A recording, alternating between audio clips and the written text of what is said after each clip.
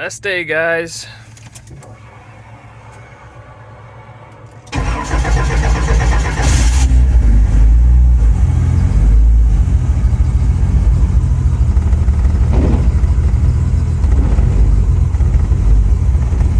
Let's get to it.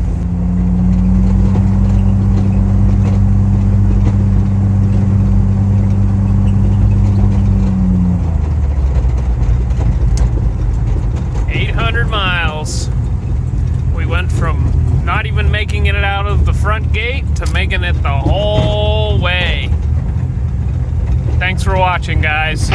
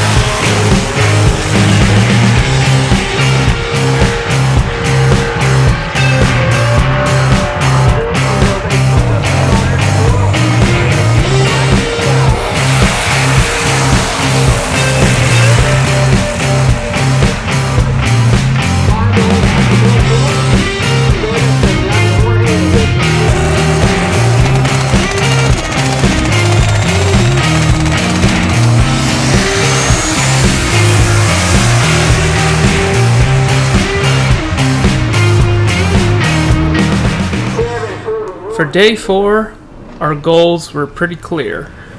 We basically wanted to just get the passes on the truck out of the way so that we could focus on the station wagon and trying to make it go 8s.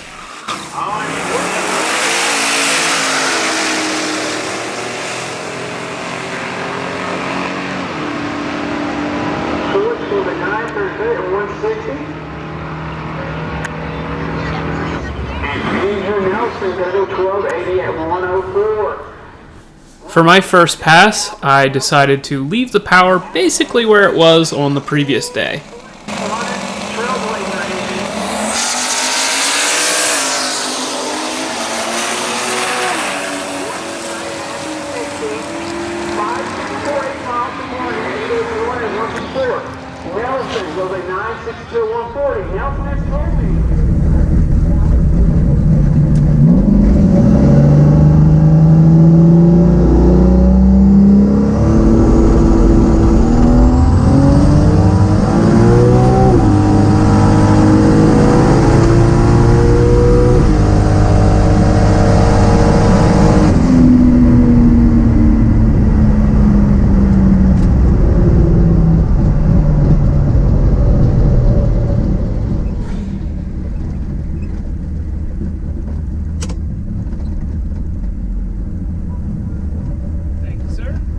Overall, this was a pretty decent pass.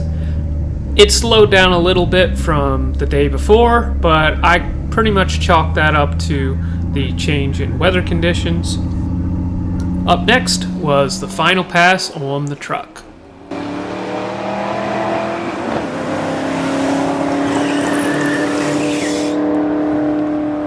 Alright, Mr. Andrew Nelson back up in the Ford truck.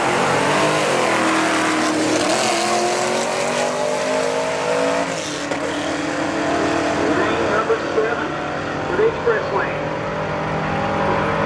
127014, left-hand lane. For my second pass, the fun started. It was time to start creeping up the boost and turning up the launch and trying to go an 8. Trying to bring that jump over down.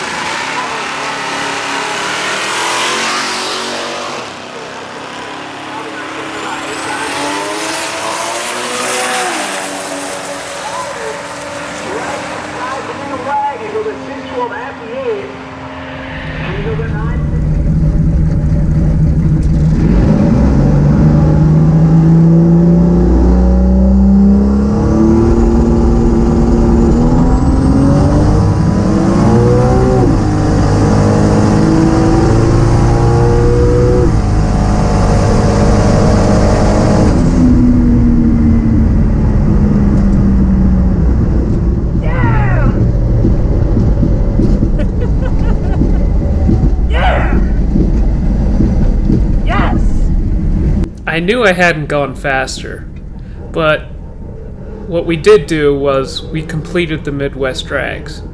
Yeah, earlier we drove through the gate, and that was a big moment too. But until you get your 2 passes in and actually get through the last day of racing, you haven't completed the event. This was a really big deal to me.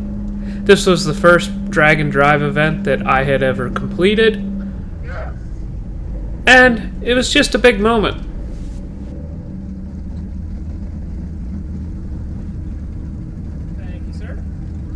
While the car didn't go faster, I looked over the data, and I didn't really see anything that would explain why it didn't go faster.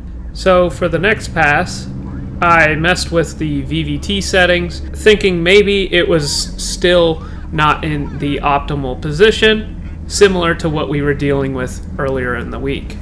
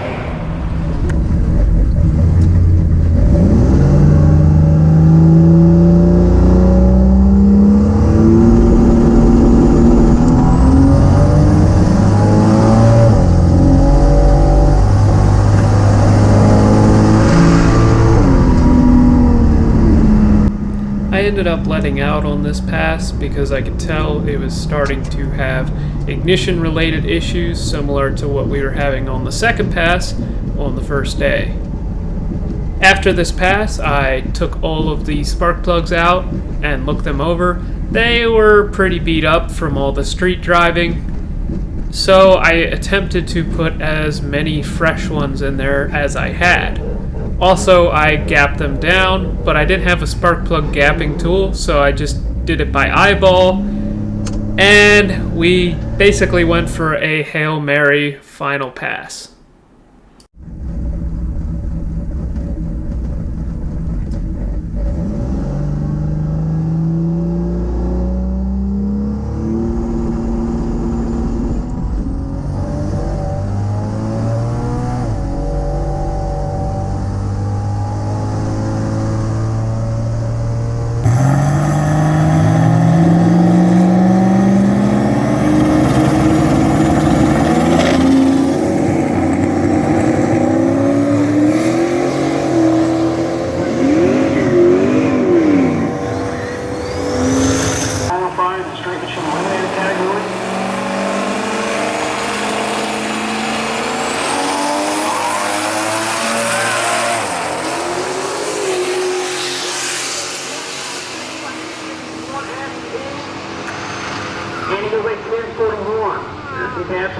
Well, we tried our best, guys. Unfortunately, cylinders number 2 and 5 were not there to party. I think the issue is ignition related, but we're going to have to take it home and diagnose it and come back another day. The car still runs. It's still cut its very best 60 foot that we've ever done with a 4200, but it's just going to have to be another day. Overall, Midwest Drags was a blast. We met so many cool fans, and we had a great time. We will definitely be back. This concluded our week, so we loaded the cars back up on the trailer and headed for home. But the fun didn't really stop for us. Apparently there's an early and a late pressure sensor for the injector pressure control, and they have a different look to the sensor. The sensor that we got from Advance last night looks like the early one. Are they interchangeable? Yeah, that's what I was reading. That there's apparently a different, the whole look of the thing, the whole body of the thing looks different. Yeah, man, they said it was for a 2006, and you know they, yeah. So, okay. We're just broken down off exit 5 in Wheeling, West Virginia. Calvin's truck broke down and had no power. Just shut off. And so we stayed the night here in Wheeling, West Virginia. God watched over us. And here's the rope we used to tow. We towed a truck and trailer with a truck and trailer. We pulled the trailer off the side of the highway, down the exit ramp, and down this highway, into the parking lot with the rope. We broke the rope and had to tie it back together again, but it was hitched under the back of the trailer and to the front of Calvin's truck. Had to look like a circus, and 3 cops drove past us while we were doing it. Yeah, the cops were on an emergency call. They didn't want to help us. They had other, more important things, I'm sure. What my guess is wrong with the truck is there is a loss of high pressure oil, and it's a pretty simple system. Essentially, you have your high pressure oil pump, it makes pressure, and then you have a valve in the back of the engine and it goes, whoa buddy. Then you have your little sensor, and your sensor tells your ECU how much pressure that is in the system, and it basically varies the whoa. So it uses the sensor as feedback to control that little valve and bypasses pressure, and something in that chain of events is wrong, whether it's the sensor's not reading right, the pressure control solenoid is plugged or not working, or worst case, high pressure oil pump is bad. So what that all adds up to is we need to get this thing towed to somebody that can repair it, because we can't do it on the side of the road. Unfortunately, on my way home, I was coming down a really big hill and my truck decided to just stop. It was kind of a mess, but thanks to some help from some really good friends, we made it back home and everything made it where it needed to go. Huge thanks to our friend Brian for towing us home. He definitely made a really stressful situation a whole lot less stressful, and we made it home just fine. Unfortunately, the 8-second 4200 effort is going to have to be at another time, but in order to see that, you're going to have to stay tuned for future videos. Make sure you guys like and subscribe, maybe leave a comment down below, and we'll see you in the next one.